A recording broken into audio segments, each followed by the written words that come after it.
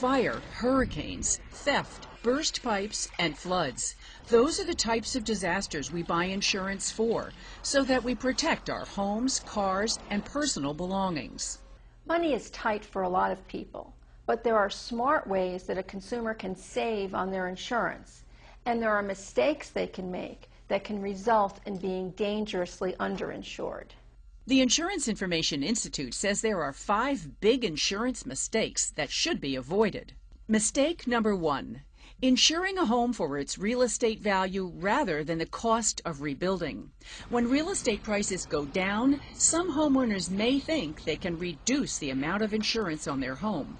But insurance is designed to cover the cost of rebuilding and not the sales price of the home. You want to have enough coverage to completely rebuild your home and replace your belongings. A better way to save. Take a higher deductible. If you raise your deductible from $500 to $1,000, for example, you could save up to 25%. Mistake number 2. Selecting an insurance company by price alone.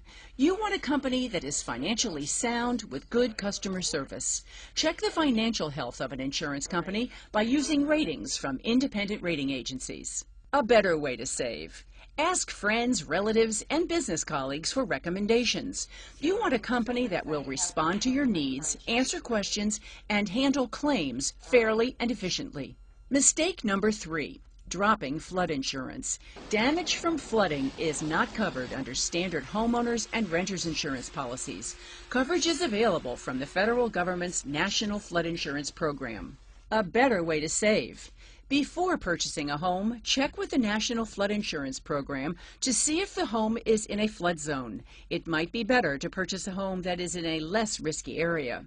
If you are already living in a flood zone area, look at mitigation efforts that can reduce your risk to flood and purchase flood insurance. Mistake number 4. Only purchasing the legally required amount of liability protection for a car. In today's litigious society, buying only the state minimum means you'll likely pay more out of pocket in a crash, and these costs could be steep. A better way to save. Consider dropping collision and comprehensive coverage on older cars. As a general rule, it's not cost-effective to pay for comprehensive or collision coverage on a car worth less than $1,000. Instead, use the money you've saved to up your liability limits.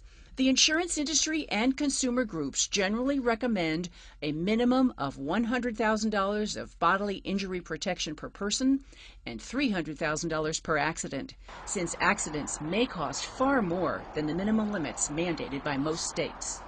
Mistake number 5. Neglecting to purchase renter's insurance. Renter's insurance covers personal possessions in the event of fire or other disaster. It also provides additional living expenses should you have to move out. Most importantly, it provides liability protection in the event someone is injured and sues. A better way to save. Look into multi-policy discounts. Buying several policies with the same insurer, such as renters, auto, and life, will generally provide savings in the form of a discount. Cutting back on insurance can be a big mistake. You want to be properly insured in the event of a disaster. Instead, talk to your agent or company representative about getting every available discount that you are entitled to. By taking a few simple steps, it is possible to cut costs and still be protected should disaster strike. Remember, find an insurance agent you can trust, review your coverage, look for discounts, and consider raising your deductibles. In a troubled economy, it's more important than ever to be adequately insured. This is Carolyn Gorman.